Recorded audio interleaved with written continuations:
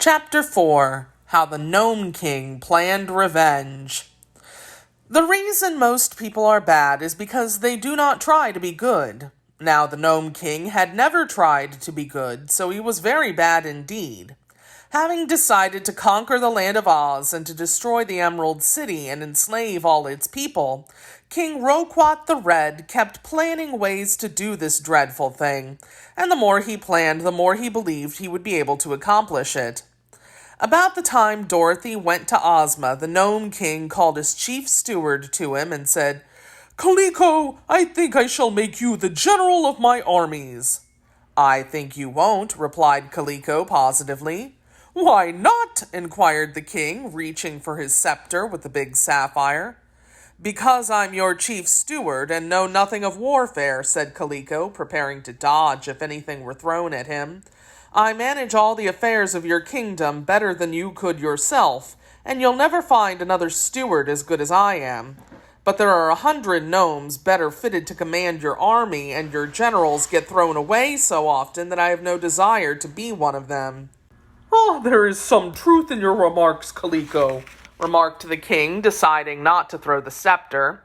"Summon my army to assemble in the great cavern." Kaliko bowed and retired, and in a few minutes returned to say that the army was assembled. So the king went out upon a balcony that overlooked the great cavern, where 50,000 gnomes, all armed with swords and pikes, stood marshaled in military array.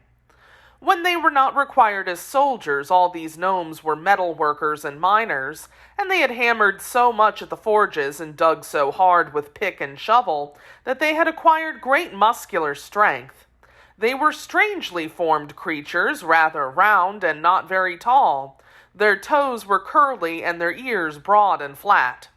In time of war, every gnome left his forge or mine and became part of the great army of King Roquat. The soldiers wore rock-colored uniforms and were excellently drilled.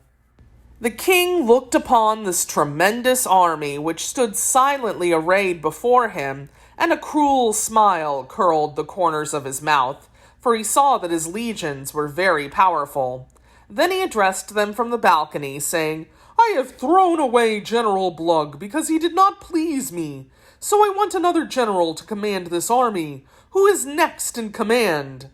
"I am," replied Colonel Crinkle, a dapper-looking gnome, as he stepped forward to salute his monarch.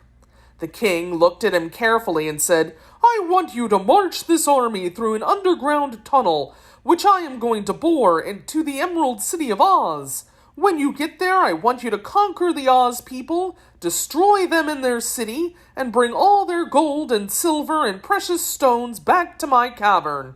Also, you are to recapture my magic belt and return it to me. Will you do this, General Crinkle?" "No, your majesty," replied the gnome, "for it can't be done." "Oh, indeed!" exclaimed the king. Then he turned to his servants and said, "Please take General Crinkle to the torture chamber. There you will kindly slice him into thin slices. Afterward you may feed him to the 7-headed dogs." "Anything to oblige your majesty," replied the servants politely, and led the condemned man away. When they had gone, the king addressed the army again. "Listen," said he, "the general who is to command my armies must promise to carry out my orders. If he fails, he will share the fate of poor Crinkle. Now then, who will volunteer to lead my hosts to the Emerald City?" For a time no one moved, and all were silent. Then an old gnome, with white whiskers so long that they were tied around his waist to prevent their tripping him up, stepped out of the ranks and saluted the king. "I'd like to answer a few questions, your majesty," he said. "Go ahead," replied the king. "These Oz people are quite good, are they not?" "As good as apple pie," said the king. "And they are happy, I suppose," continued the old gnome. "Happy as the day is long," said the king. "And contented and prosperous?" inquired the gnome. "Very much so," said the king. "Well, your majesty," remarked he of the white whiskers, "I think I should like to undertake the job, so I'll be your general. I hate good people. I detest happy people. I'm opposed to anyone who is contented and prosperous. That is why I am so fond of your majesty. Make me your general, and I'll promise to conquer and destroy the Oz people. If I fail, I'm ready to be sliced thin and fed to the seven-headed dogs." Very good indeed. That's the way to talk," cried Roquat the Red, who was greatly pleased. "What is your name, General?" "I'm called Guff, your majesty." "Well, Guff, come with me to my private cave, and we'll talk it over." Then he turned to the army. "Gnomes and soldiers," said he, "you are to obey the commands of General Guff until he becomes dog feed. Any man who fails to obey his new general will promptly be thrown away. You are now dismissed." Guff went to the king's private cave and sat down upon an amethyst chair and put his feet on the arm of the king's ruby throne. Then he lighted his pipe and threw the live coal he had taken from his pocket upon the king's left foot and puffed the smoke into the king's eyes and made himself comfortable. For he was a wise old gnome, and he knew that the best way to get along with Roquat the Red was to show that he was not afraid of him. "I'm ready for the talk, your majesty," he said. The king coughed and looked at his new general fiercely. "Do you not tremble to take such liberties with your monarch?" he asked. "Oh, no," said Guff calmly, and he blew a wreath of smoke that curled around the king's nose and made him sneeze.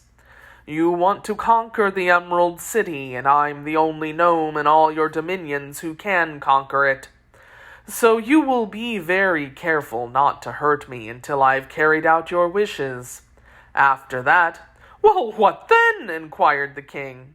"Then you will be so grateful to me that you won't care to hurt me," replied the general. "That is a very good argument," said Roquat. "But suppose you fail?" "Then it's the slicing machine. I agree to that," announced Guff. "But if you do as I tell you, there will be no failure. The trouble with you, Roquat, is that you don't think carefully enough. I do. You would go ahead and march through your tunnel into Oz and get defeated and driven back. I won't. And the reason I won't is because when I march, I'll have all my plans made and a host of allies to assist my gnomes." "What do you mean by that?" asked the king. "I'll explain, King Roquat. You're going to attack a fairy country, and a mighty fairy country, too. They haven't much of an army in Oz, but the princess who rules them has a fairy wand, and the little girl Dorothy has your magic belt, and at the north of the Emerald City lives a clever sorceress called Glinda the Good, who commands the spirits of the air. Also, I have heard that there is a wonderful wizard in Ozma's palace, who's so skillful that people used to pay him money in America to see him perform. So you see, it will be no easy thing to overcome all this magic." "We have 50,000 soldiers!" cried the king proudly.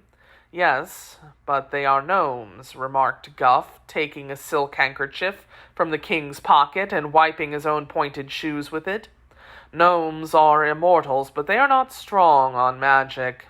When you lost your famous belt, the greater part of your own power was gone from you. Against Ozma, you and your gnomes would have no show at all."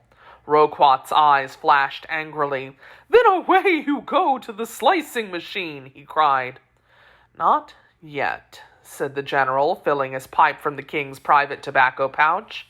"What do you propose to do?" asked the monarch. "I propose to obtain the power we need," answered Guff. "There are a good many evil creatures who have magic powers sufficient to destroy and conquer the land of Oz. We will get them on our side, band them all together, and then take Ozma and her people by surprise. It's all very simple and easy when you know how. Alone, we should be helpless to injure the ruler of Oz, but with the aid of the evil powers we can summon, we shall easily succeed. King Roquat was delighted with this idea, for he realized how clever it was. "Surely, Guff, you are the greatest general I have ever had!" he exclaimed, his eyes sparkling with joy. "You must go at once and make arrangements with the evil powers to assist us, and meantime I'll begin to dig the tunnel." "I thought you'd agree with me, Roquat," replied the new general. "I'll start this very afternoon to visit the chief of the Whimsies."